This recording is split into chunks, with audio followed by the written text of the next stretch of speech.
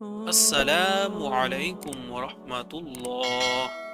আজকে আপনাদেরকে জানাবো ব্যথায় আক্রান্ত সাহাবীকে রাসূল সাল্লাল্লাহু আলাইহি সাল্লাম যে দোয়াটি পড়তে বলেছেন।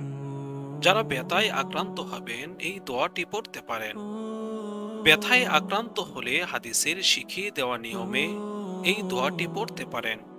আশা করা যায় আল্লাহ তাআলা তার দয়ায় ব্যথা দূর করে দিবেন। দোয়া আল্লাহর প্রিয় আমল। নবীজি সাল্লাল্লাহু আলাইহি সাল্লাম বলেন, আল্লাহর কাছে দোয়ার মতো প্রিয় আর কিছু নেই।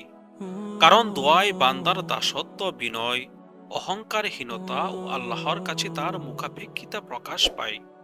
আল্লাহ তাআলা বলেন, তোমাদের রব বলেছেন, তোমরা আমাকে ডাকো, আমি তোমাদের ডাকে সাড়া দিব। যারা অহংকার করে আমার ইবাদত থেকে বিমুখ থাকে, তারা শীঘ্রই লাঞ্ছিত অবস্থায় জাহান্নামে প্রবেশ করবে।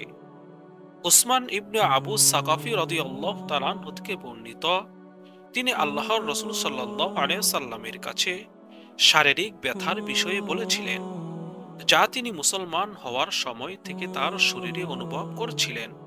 আল্লাহর রাসূল সাল্লাল্লাহু আলাইহি সাল্লাম তাকে বললেন, আপনার শরীরের যে জায়গায় ব্যথায় আক্রান্ত হয়, ওই জায়গায় তোমার হাত রেখে 3 বার বিসমিল্লাহ বলবেন এবং 7 বার বলবেন, আউযু বিল্লাহি ওয়া কুদরাতিহি মিন শাররি মা আজিদু ওয়া উহাদিরু।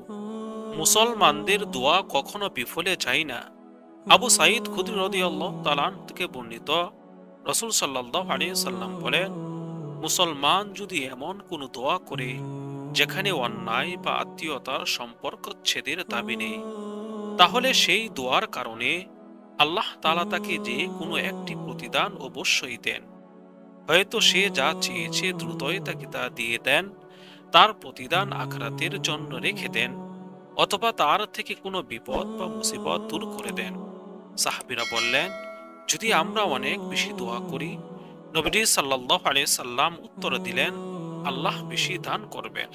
যে কোনো ব্যথায় আক্রান্ত হলে এই দোয়াটির আমল করলে আশা করা যায় আল্লাহ তাআলা আমাদেরকে এই আমলের মাধ্যমে ব্যথা দূর করে দেবেন।